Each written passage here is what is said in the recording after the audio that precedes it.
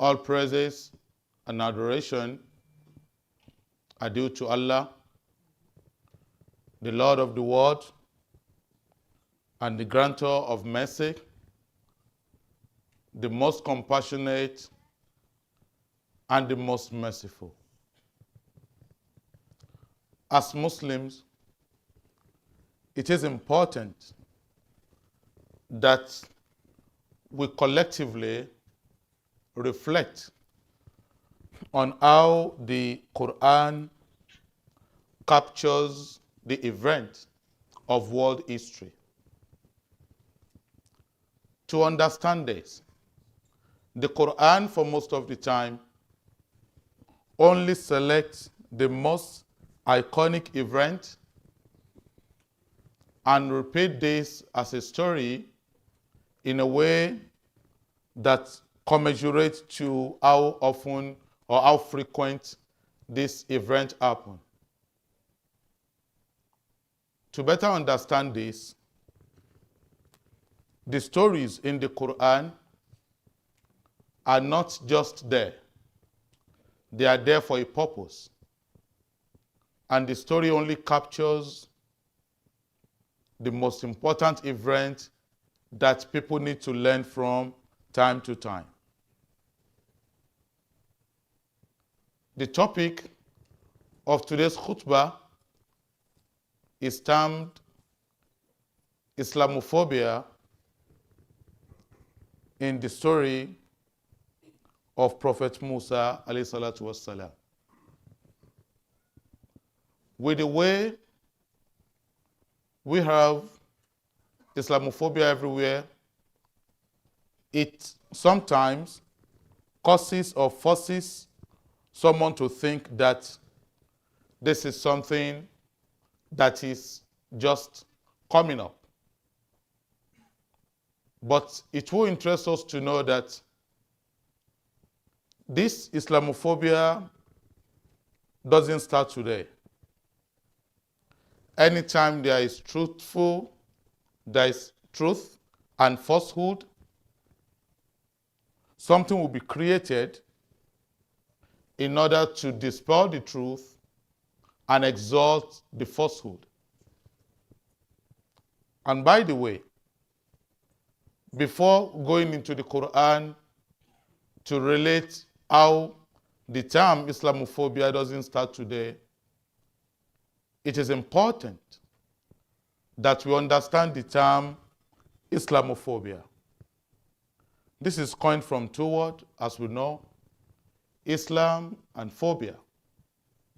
Phobia is termed as an irrational fear,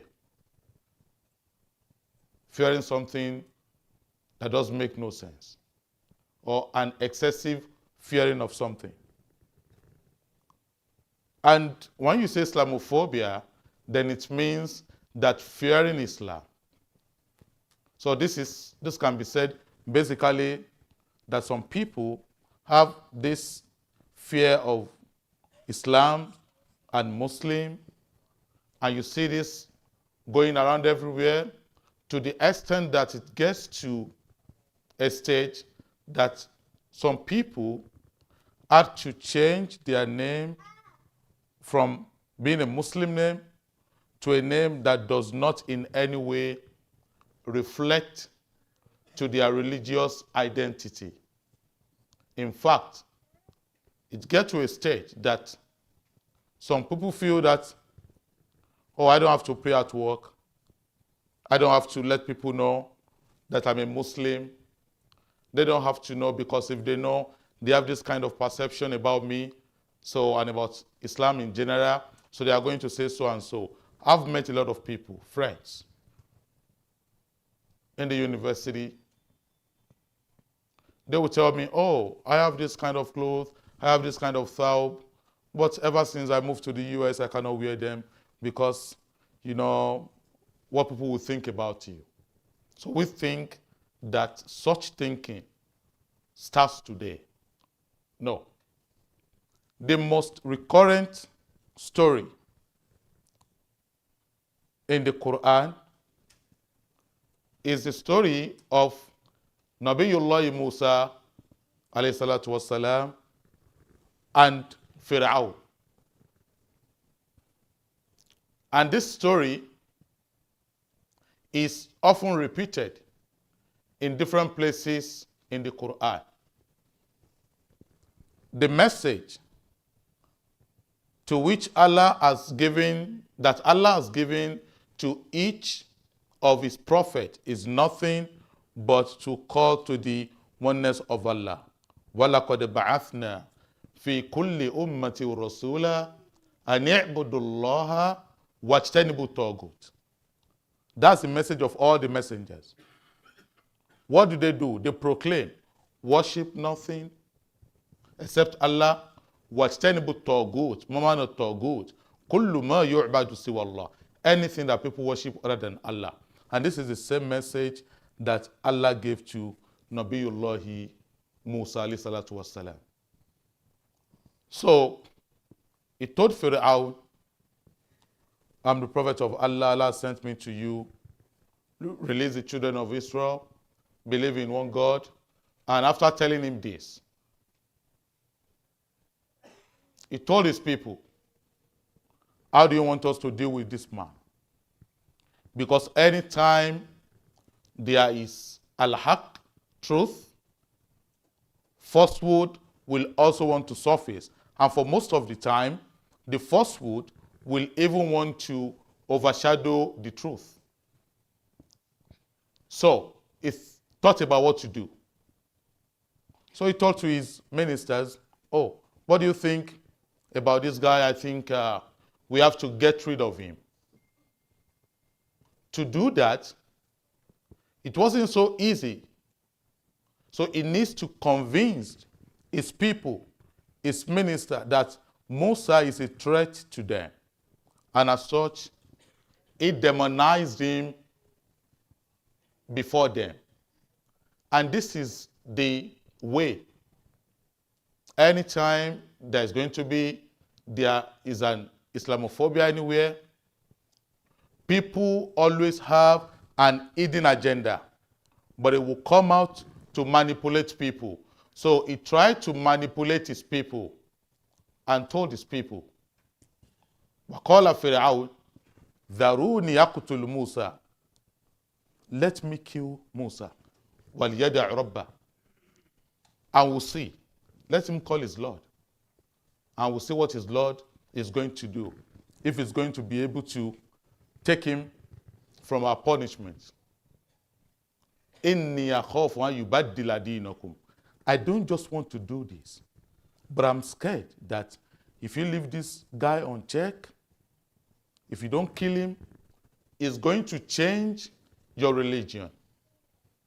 And if he's not able to do that, it can be mischievous on the land. So he has to manipulate his people. And on hearing this, they said, oh, I think this is a good idea. Yes, you have a point. That is what people do today. In a bid or in a way to attain for the imperial power, to extend their control, they tend to hide and bring out something that will stir problem among people and say, you see, that is Islam. And that is why anytime you have any problem in the community or in the country, as long as the name of the offender or the perpetrator is not Muhammad, is not Abdullah, is not Abdurrahman, then you don't have any problem.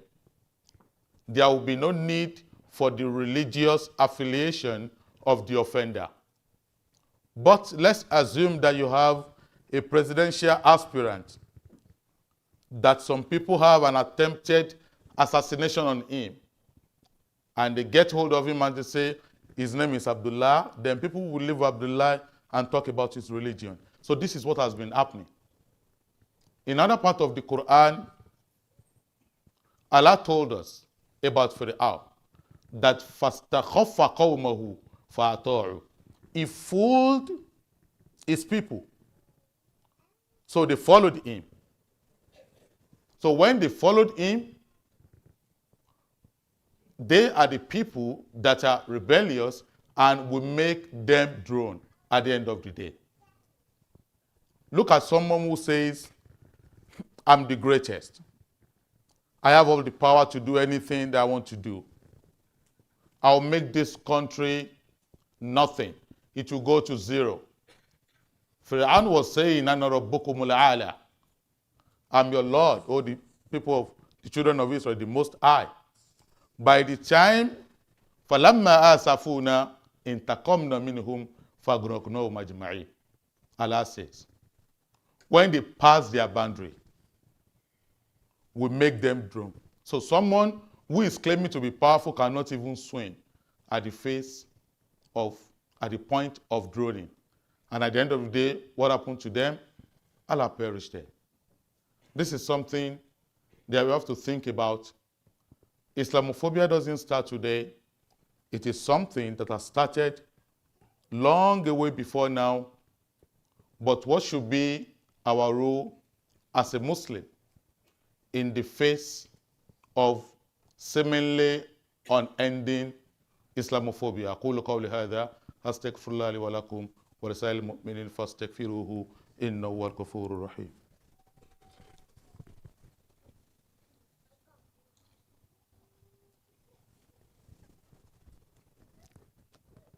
الحمد لله رب العالمين ثم الصلاة والسلام على من لا نبي بعده.